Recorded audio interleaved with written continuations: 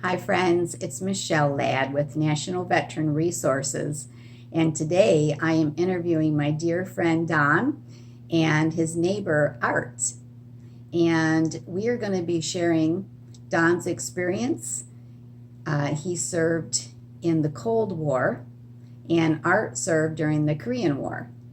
We're going to be sharing some of Don's experiences, and also I'm honored to tell you that Don also served Monroe County as a sheriff for 23 years. So you are a double hero. First of all, I want to thank you so much for your services to our country and our community. My pleasure. And I want to thank you so much, sir, for your services to our country. I'm quite honored to be here today. We're actually in Don's home today, which is really nice. So when I came in, Don shared some really nice photos with me and shared his stories and his experiences. And so, Don, I want to just explain some of the things in the stories and the photos. So, first of all, guys, what I'm going to do is I'm going to hold up these photos and he's going to tell you what's happening. And so let me just show, this was his ship. And see if you can see it. And this is where his ship was located. So Don, what was the name of the ship? The USS Lake Champlain, CVS 39, an aircraft carrier and anti-submarine warfare. And we had the Northern Atlantic. That's where we were stationed. We went all over the place. Cuba, Bermuda, Spain, just, all over. I do have some things here, like in Haiti and the Dominican Republic, a hurricane went through and destroyed the islands pretty good. And I do have some photographs of that. We went over there as a humanitarian aid to help them out with food, water, and anything we can do. Okay, let me see if you guys can see this. There's probably a bit of a glare because of this was Haiti. You can, Did you know what hurricane? Did you say what hurricane that was? I don't I can't remember the remember. name of it. It's been so long ago. And Do you remember what year it was? It was in the 60s? It was in the 60s, yes. 63 to 65, somewhere in there. Okay. And after that, we were refueling a destroyer, the USS Decatur, and the Decatur lost its steering, and we sucked it in, and it. That was one of these, right? Yeah. That's not the one. It's not the one. Yeah, this one. Okay. You can hold it. Well, if you want to share the story, and then I'll show the picture. Okay. The only thing it did to us was damage our gun tub. But the ship itself, when you take a look, this is not the ship, but it is a destroyer. Everything from the main deck up, we took off, and it looked like a floating junkyard out there. Some of the people had to jump overboard. Other ones ran down below, but we didn't lose anybody. So that was a good thing. Thank the Lord for that. Yes. All souls survived. And here, I don't know if you can see it.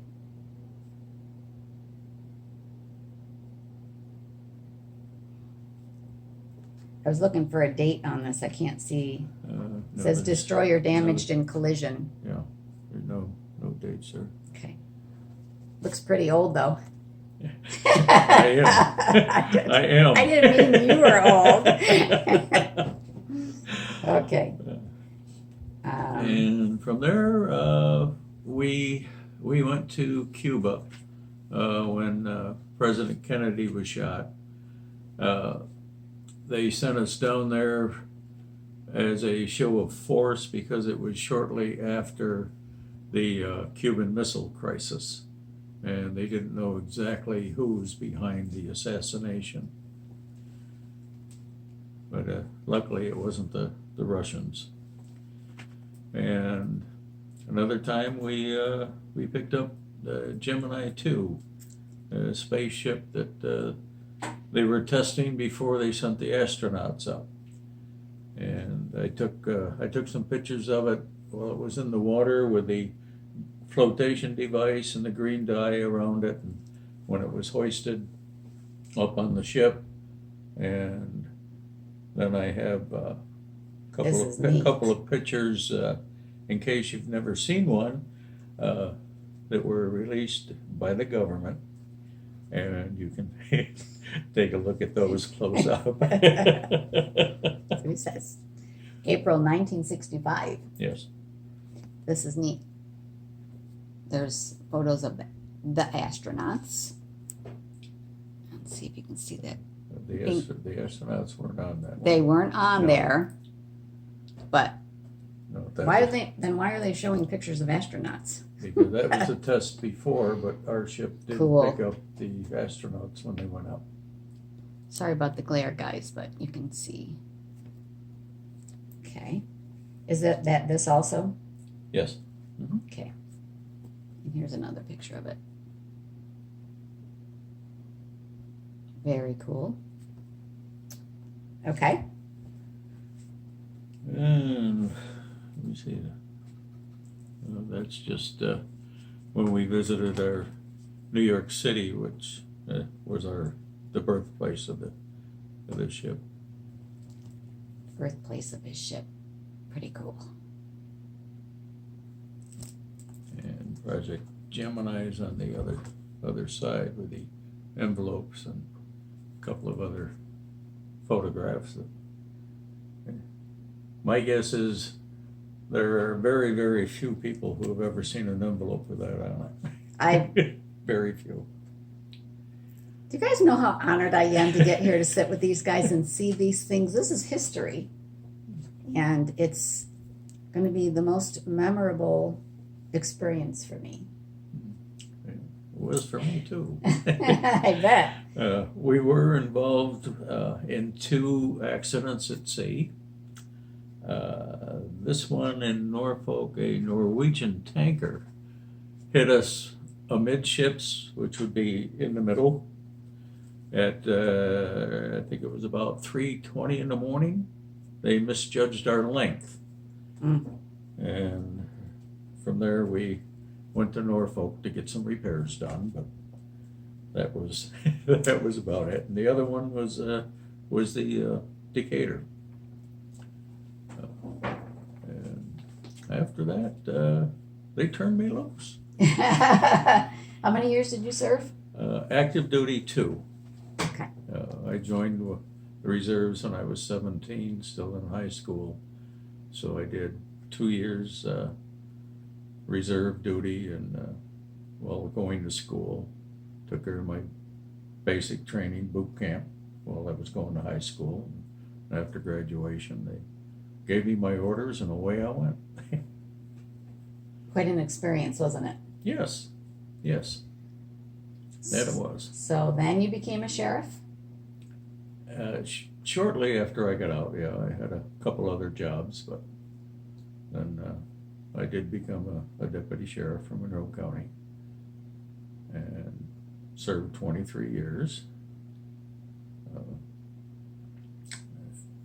The canal broke over in Bushnell's Basin, and I was over there guarding all the flooded houses during the night. I was called up on my day off to go and help at a disturbance down on Jefferson in the city. We relieved the city police, and we had to push the people back a few blocks. And it wasn't a riot. The riots were in '64. This was just a disturbance, Okay. is what they called it. And another time, I believe it was Cornell University, the students took over the administration building. So they called us in off the road and put us on a bus in our riot gear and shipped us down there to take care of that situation. And luckily, the students left on their own. Good. So that was a good thing.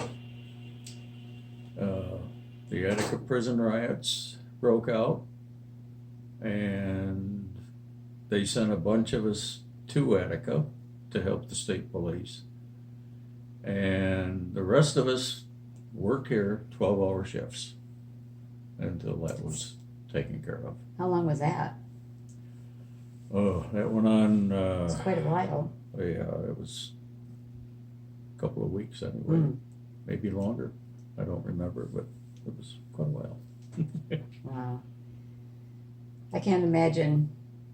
You've probably had, thousands of stories and experiences. And we're going to talk in just a minute about, I was asking these guys, now we know about PTS, and the suicide rate is incredible today. And so we're going to discuss that back in their eras, how the men actually dealt with that. But and I was just sharing with them, not only being a veteran, but in law enforcement and our firefighters and EMTs, they know that I'm raising awareness to PTSD and suicide prevention. So I was just talking to them a little bit about, how the guys dealt with it back then. So we're going to share that in just a moment. So Art was introduced to me, coincidentally. He's a neighbor of my dear friend here. And there's 4 Navy veterans all in a row. And I hear there's another one down the street. Yep. So is this a military retirement community? No. Just so happens you have a lot of friends that have served. Yes. Awesome. So Art, can I see your photo? Oh, it's right here. So small, I missed it. I have a bigger one, but it's buried in the files. So Art, what years did you serve? 53 to 57. Okay. And you said, and so that was Korean War? Yeah. This was his ship. These guys were teasing each other because one had a bigger ship than the other. So your ship was how big? Mine was 306 foot long. 306 foot long.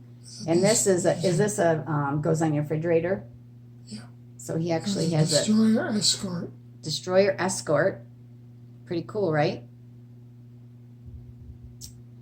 And do you have any experiences you would like to share? I was just a radioman. Mostly we copied radio teletype for messages, but there were times when we had to use Morse code. Oh. And I remember one night in particular, I was just tooling around on the receiver, and I picked up Morse code and I started copying it, and it was off a Russian trawler, a fishing boat, and it was about right after the Hungarian Revolt, 56.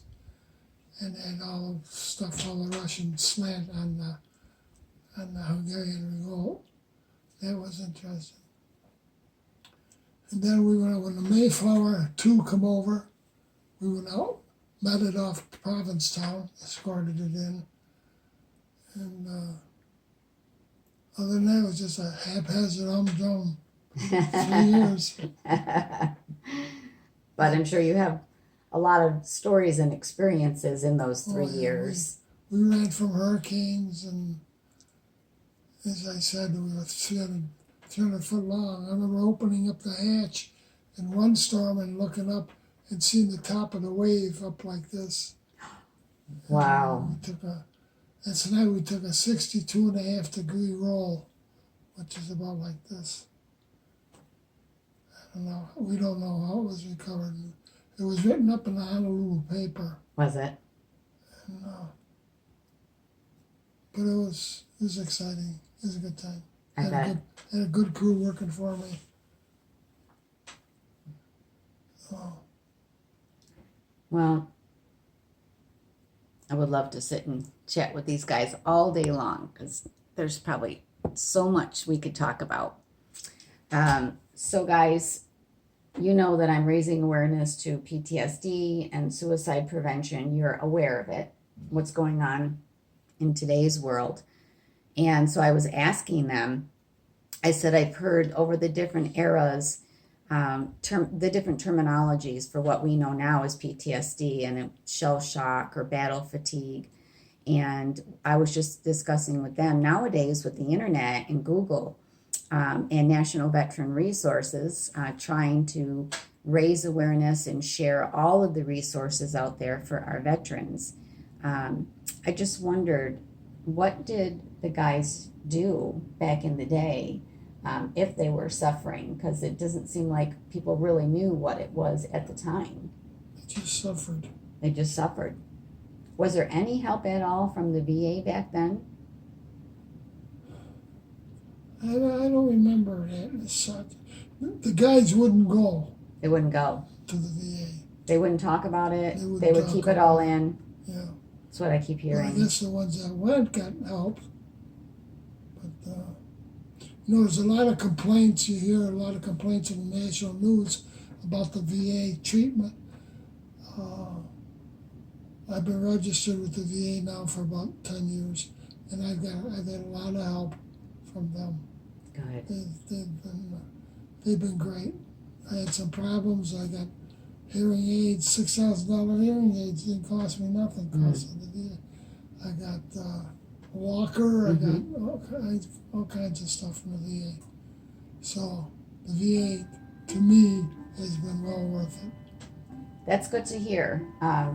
We don't hear a lot of positive about the VA anymore. No, they've been wonderful to me. He's gotten wonderful treatment from the VA. Same with you? No, I really can't get in the VA. I've gone over there to sign up, and my service in there doesn't qualify to get into the VA. Is it because of the years you served, or? No. It's because, at least they tell me, I make too much money. Really? Yeah. It's the first I've heard of that. Yeah. I guess I can't make over 39,000. I guess it is something like that. I had that problem initially. Is that right? When I first signed up, they told me I made too much. Mm. I was working at the time. But after I retired, I got in. I'd never heard that before, that there's so much that I don't know about the VA. I'm not a veteran, so I don't know the ins and outs of who qualifies and who doesn't. But you're the first guys that have told me that it's also based on your income. So that's quite interesting. Yep. So now I'm building a website. It's National Veteran Resources, and I'm looking for resources all over the country. A lot of those non-for-profits out there, whether they're new or they've been around for a while, are really making a difference. So I'm driving around in this crazy 32-foot RV. All of my contact information is involved in it. These guys haven't actually seen the RV yet in person, so we're going to go out and I'm going to show them the RV, and we'll take a couple photos for my memories and maybe your memories. We talked about, even I struggling. So if you are a non-for-profit that helps our veterans and first responders with PTS, suicide, homelessness, drug and alcohol related issues, mental health, I would like you to contact us at nationalveteranresources.com. You can also email us at support@nationalveteranresources.com and share your resources, share your organization with us. And I've created a list in alphabetical order by state. So veterans and first responders, if you need to get any type of help at all we'll do everything we can to assist you. You can go onto the website. I think we have states A through I done now. And we're having to do a lot of research to find these resources. So it's taken us a while. So come back if you don't see something you're looking for, or contact us if we can help.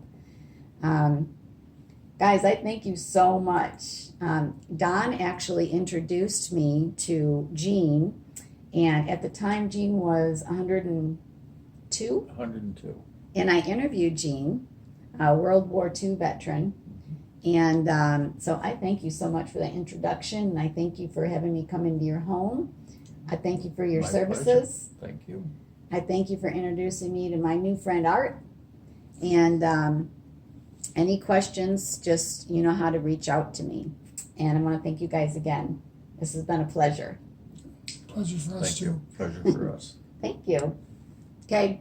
God bless everybody. Have a great day.